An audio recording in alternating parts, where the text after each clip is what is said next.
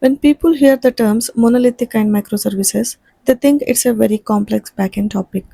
But actually, it's much simpler than it sounds. It's just about how we organize a backend application internally. Let's imagine you are building a real application like Amazon. Okay, inside your application, users can log in, search products, place orders, make payments, receive notifications.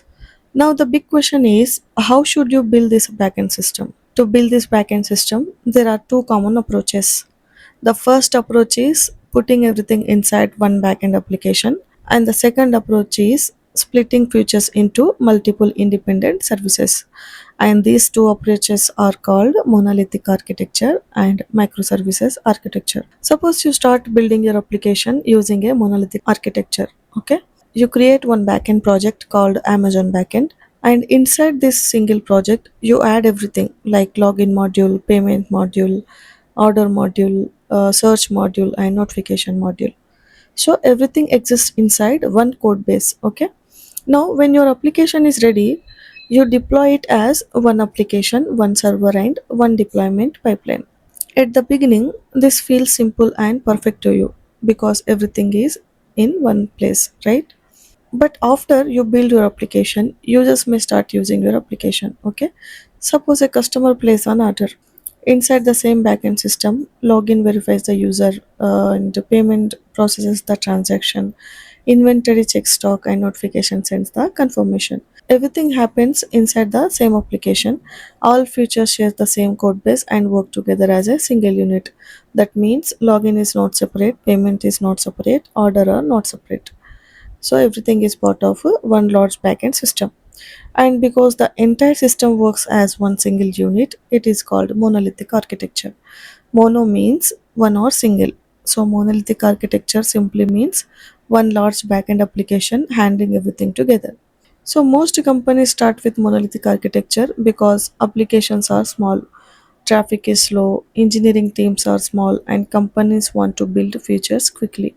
So having one code base, one deployment, one backend system makes development fast and simple.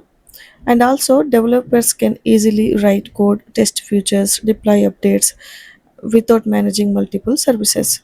And that's why startups usually begin with monolithic architecture because initially speed matters more than scaling.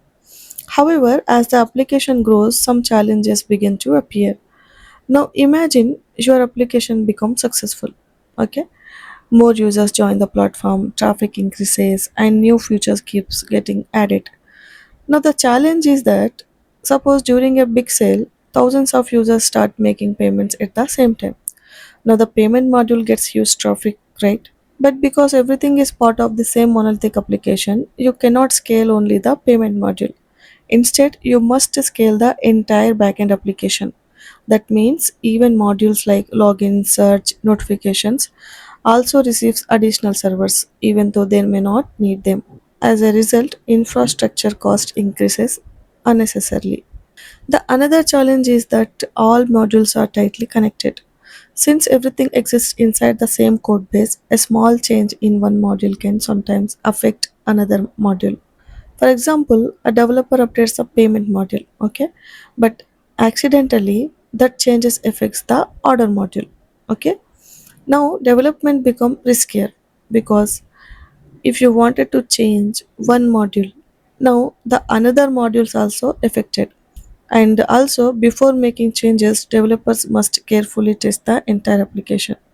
As the code base grows larger, this becomes increasingly difficult, and deployment can also become challenging.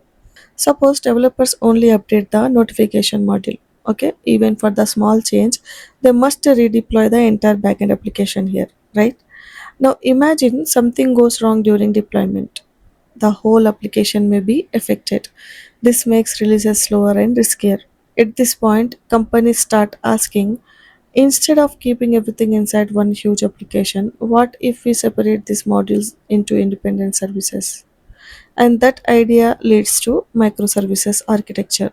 Here, instead of building one huge backend, the application is split into smaller independent services. For example, we have user service, payment service, order service, search service, and notification service. Now each service becomes its own application. That means each service can have its own backend, its own deployment, and sometimes its own database. So instead of one gained system, you now have multiple smaller systems working together.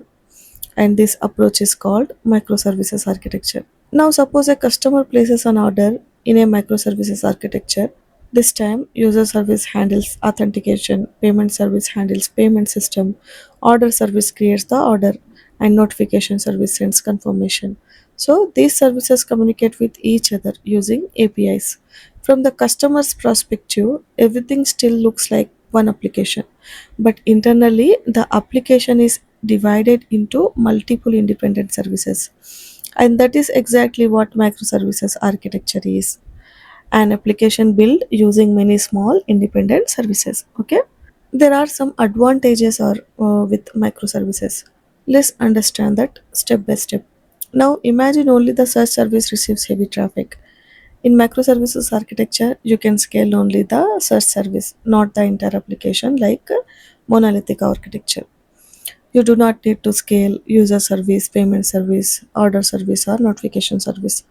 And this helps to reduce infrastructure cost, improves resource utilization, and increase efficiency. The second advantage is independent deployment. Suppose developers update only the notification service. They can deploy only that service. There is no need to redeploy the entire backend system. And this provides faster releases, lower deployment risk, and better deployment productivity. And the third advantage is fault isolation. Now imagine the notification service crashes, okay? Emails and notifications may stop working. However, user service still works, payment service still works, order service still works because services are isolated from each other. This makes large systems more reliable, and that is why companies like Netflix, Uber, Spotify use microservices because they handle millions of users, huge traffic, large engineering teams, and continuous deployments. Microservices solve many problems, but they also introduce new challenges. Earlier, everything was inside one application, but now services communicate over a network, and distributed systems are harder to manage. The new challenges appears like API communication, network failure, service monitoring, and distributed debugging.